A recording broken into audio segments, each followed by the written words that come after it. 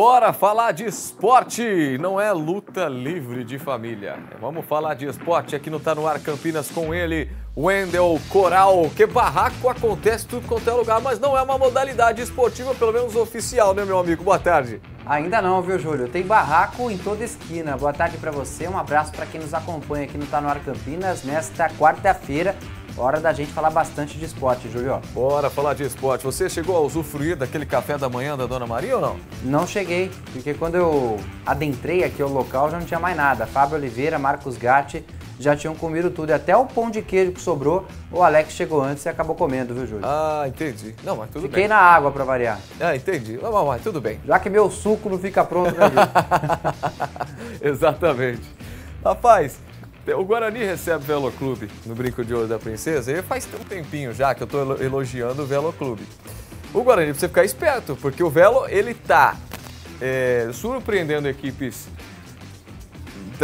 de grande porte de São Paulo, da vida, mas pode também surpreender equipes daqui do interior, como o Guarani. E outro detalhe, gol que não falta em jogo do Velo Clube, hein, Coral? Exatamente, Julião. Quem dirá até pelo empate, né, contra o São Paulo há 2 rodadas, empate por 3-3 em Brasília. O Velo que, como você bem disse, ganhou do Santos nas rodadas iniciais do Campeonato Estadual e não perde há 2 partidas. Esse próprio empate, né, contra o São Paulo 3-3 e a vitória muito importante contra a Inter de Limeira na última rodada, 2-1 no Benitão.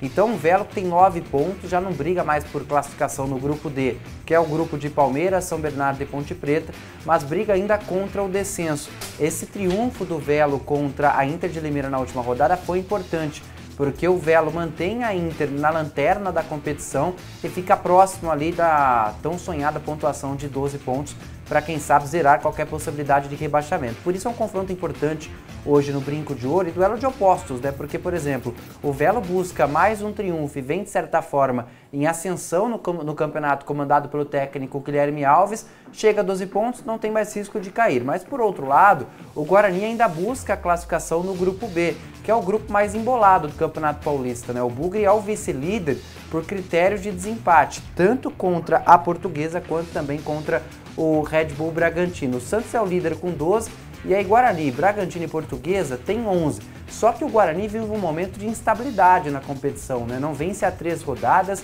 são 2 derrotas, incluindo uma no Derby 209 e um empate, e precisa vencer no último jogo no Brinco de Ouro da primeira fase se quiser avançar ali para o mata-mata, para a fase de quartas de final do Campeonato Estadual. O técnico Maurício Souza deve manter a base do time titular ali, aquela espinha dorsal, jogo que o torcedor já está mais do que acostumado, com o Denis Júnior, João Marcelo no ataque também, com o Luiz Miguel. A única dúvida mesmo é na lateral esquerda, porque o Emerson é dúvida para esse duelo por conta de uma lesão. Ele já não jogou na última rodada, mas pode ser que esteja à disposição do técnico Maurício Souza. Enfim, jogo que acontece no Brinco a partir das 7 horas da noite. Para o Guarani, é vencer e se manter muito vivo numa luta aí por uma vaga nas quartas de final. Já para o Velo é zerar qualquer possibilidade de rebaixamento. E é um duelo interessante também, Júlio, porque essas duas equipes não se enfrentam pela Série A1 do Campeonato Paulista há 46 anos. Pois é, já há muito tempo, né? O último confronto entre eles pelo Paulistão foi pela Série A2 em 2017. Depois disso, esse jogo inclusive foi 1-1. Depois disso, o Guarani voltou para a Série A1 do Campeonato Paulista, já em 2018, e agora nessa temporada o Velo também marcando presença na elite do Campeonato Estadual. É um confronto já conhecido, mas que não acontece há um bom tempinho. Duelo de opostos, Guarani brigando por uma vaga nas quartas de final, já o Velo tentando se manter na Série A1 do Campeonato Paulista, que já seria um grande feito, né, Júlio, para uma equipe que depois de muito tempo volta para a Série A1 do Campeonato Paulista, Júlio. Com certeza, um jogo extremamente interessante, né, aqui do interior de São Paulo, jogo que acontece no Brinco de Ouro da Princesa, mas, obviamente, não dá para menosprezar nenhum tipo de adversário. O Guarani precisa da vitória para continuar sonhando matematicamente com a classificação. Essa que é a parada para o Bugre, né, Coral? Exatamente, Júlio. Quem precisa muito da vitória também, além do Guarani, é outro time de Campinas, a Ponte Preta. Sei que você está bem ansioso por esse jogo, São Paulo e Ponte Preta hoje no Morumbis, é verdade, Júlio? Também, São Paulo e Ponte Preta hoje no Morumbis. É um jogo que, obviamente, coloca à prova o ataque da Ponte Preta e a defesa também. E um São Paulo bastante contestado também na competição, vamos falar a verdade, hein? É isso, Júlio. São Paulo, que assim como o Guarani, vive um momento de instabilidade comandado pelo técnico Luiz Ubeldia, e tem até torcedor do São Paulo, Júlio, pedindo para o São Paulo entregar o jogo para a Ponte. Por quê? A gente tem uma reportagem que vai explicar certinho o motivo pelo qual muitos torcedores do São Paulo querem uma vitória da Ponte Preta hoje, porque envolve o Palmeiras, que é o seu time do coração. Bora entender um pouco melhor essa história. O São Paulo já está classificado para as quartas de final do Campeonato Paulista e sabe o adversário que vai enfrentar. Será o Novo Horizontino, mesmo time que eliminou o tricolor no Paulistão do ano passado. Nessa reta final, o São Paulo pode ter o reforço do lateral esquerdo Wendel, que faz um trabalho extra para estar 100% fisicamente. O quanto a gente puder somar pontos também na tabela geral, isso vai ser muito importante, porque sabemos que as fases finais elas são decididas pela pontuação e para decidir quem joga em casa ou fora. O São Paulo volta a jogar no Morumbi depois de 4 rodadas por conta de shows que aconteceram no estádio. O tricolor lidera o Grupo C com 16 pontos. Se vencer a Ponte Preta, garante o primeiro lugar e a vantagem de jogar em casa nas quartas de final do Campeonato Paulista. A Ponte Preta vem de uma sequência de 3 vitórias e 2 empates na competição. E ainda não perdeu jogando como visitante. Não é fácil no Campeonato Paulista, a gente sabe disso. Nós temos que valorizar muito o que os atletas têm feito. Nós estamos nos preparando para ter um São Paulo muito forte, muito difícil, com eles querendo a vitória também. O jogo também interessa ao atual tricampeão do torneio. O Palmeiras está fora da zona de classificação e precisa de um tropeço da Ponte para ter chances de avançar. O Verdão nunca foi eliminado na fase de grupos, no atual formato do Paulistão. Exatamente por esse motivo, então, Júlio, para quem nos acompanha, o Palmeiras nunca foi eliminado, né, nesse formato na primeira fase e nunca esteve tão perto disso acontecer. Por isso, até os torcedores do São Paulo, incluindo o Luiz Fabiano, revelado aqui na Macaca, o fabuloso, depois fez história no Tricolor Paulista, deu uma entrevista recentemente e disse que hoje vai torcer para a Ponte porque a Ponte precisa mais, Júlio. O último confronto entre Ponte Preta e São Paulo foi no ano passado, pelo Campeonato Paulista, melhor para a Macaca, 2-0, gol do argentino Gabriel Risso, hoje lateral esquerdo do Botafogo de Ribeirão Preto, e também do Renato, esses 2 gols que aconteceram no segundo tempo. Só que por outro lado, Júlio, a Ponte jogando no Morumbi não se dá muito bem. Esse vai ser o 64º jogo da Macaca na história do Morumbi contra a equipe do São Paulo. E se a gente pegar como um todo o retrospecto, Júlio, são apenas 7 vitórias da Ponte, 12 empates e 44 vitórias do São Paulo. Isso dá um aproveitamento para a Macaca de apenas 17% aproximadamente. Então, o torcedor, além desse retrospecto negativo no Morumbi, pensa por um outro lado, que aí o torcedor da Ponte vai gostar do que eu vou falar agora, porque a última vitória da Ponte no Morumbi foi no dia 20 de novembro de 2013. Você se lembra a ocasião, Júlio? Não lembro não. A ocasião foi a semifinal da Copa Sul-Americana. Aquela Sul-Americana que a Ponte chegou na final, acabou perdendo para o Lanús. O primeiro jogo foi no Morumbi. O Ganso, na época, jogava pelo Tricolor, saiu, né? Fez o primeiro gol. O Tricolor saiu na frente 1-0. Depois a Macaca, numa chuva que me lembro muito bem até hoje, uma chuva que Deus mandou ali no Morumbi, que nossa senhora, viu, Júlio? Aí a Ponte conseguiu vencer a partida por 3-1. Depois, em Mojimirim, já que o estádio da Macaca não tinha a capacidade solicitada pela Conmebol para atender uma partida de semifinal da Sul-Americana, a Ponte segurou o empate 1-1. Luiz Fabiano jogava no São Paulo nessa época. O Jorge me disse até que em off que ele tá triste de eu comentar isso, porque 2013 doeu bastante para ele, claro, para toda a torcida do São Paulo. Então a última vitória da Ponte Preta no Morumbi foi na Sul-Americana em 2013 e quem sabe não hoje, né, Júlio? Já que até torcedores do São Paulo torcem de certa forma para que isso aconteça. Com certeza, né? Vamos ver. Enfim, isso quer dizer, por exemplo, que se a Ponte vencer, o Palmeiras tá fora? Ainda não, porque o Palmeiras enfrenta o Botafogo de Ribeirão Preto amanhã no Allianz Parque e o Palmeiras precisa então do São Paulo. Só que a Ponte só depende de si. Se ganhar hoje, independentemente do placar lá do Palmeiras, a Ponte vai enfrentar o Bragantino, mas aí vai ser no Majestoso, a torcida deve comparecer. Então é aquela. A Ponte Preta depende só de si para se classificar e, claro, de quebra, eliminar o Palmeiras, já que o São Bernardo, com 22 pontos, já tem um pé e meio ali nas quartas de final do Paulistão, Júlio.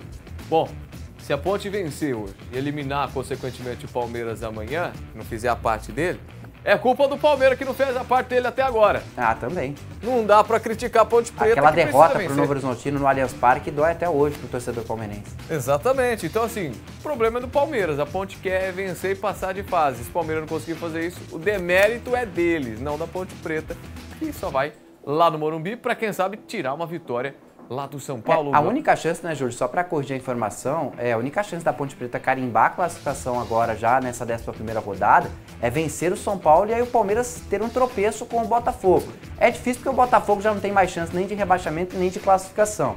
O Palmeiras deve ganhar, mas futebol tudo pode acontecer. Ah, eu não diria que era tão difícil assim pelo que o Palmeiras vem jogando, não. Que eu não tô muito, né, crente. Interessante, a gente vê o otimismo do torcedor, né? Eu não tô muito crente do Palmeiras ultimamente. Não sei o que tá acontecendo comigo.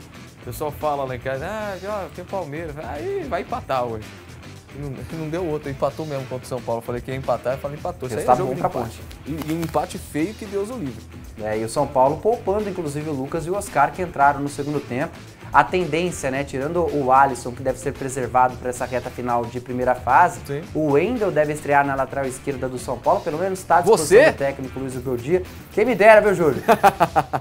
Financeiramente seria bom, mas não. Ah, tá.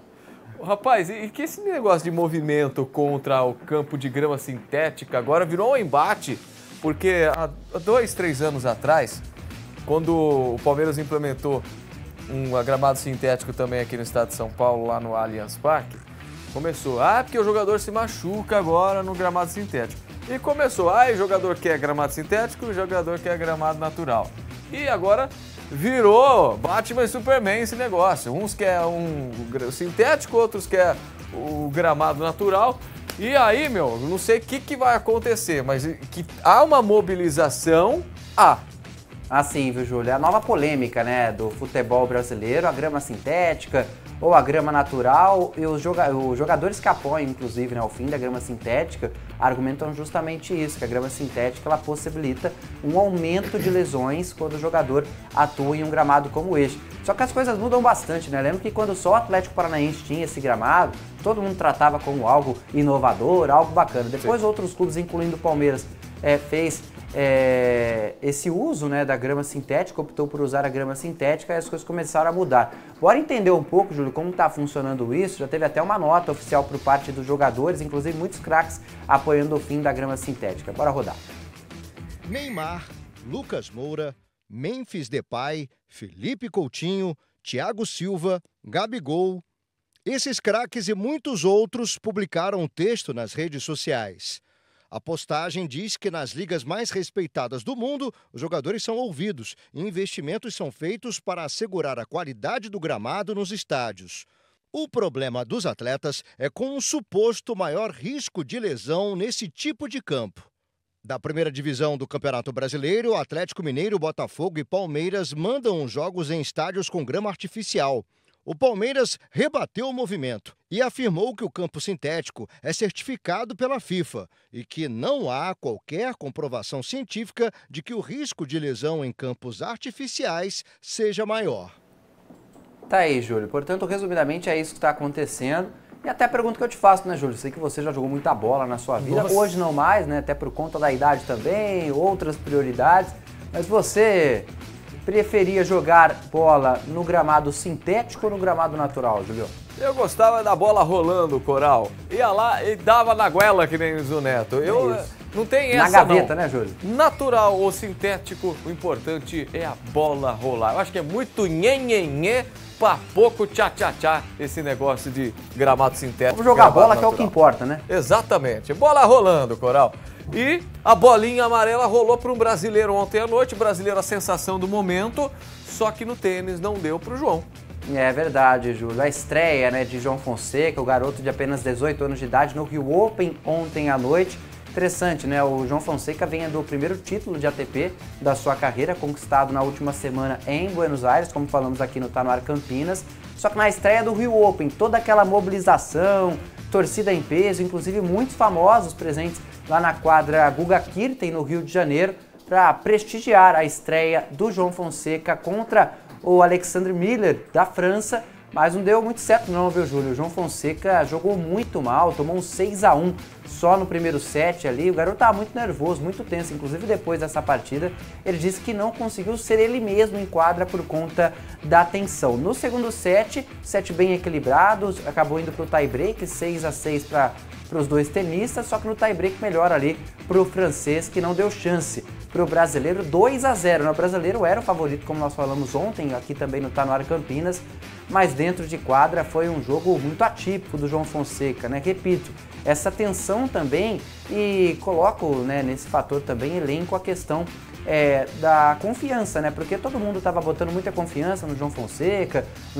a nova sensação do tênis brasileiro, e tem muito talento, tem muito potencial, inclusive.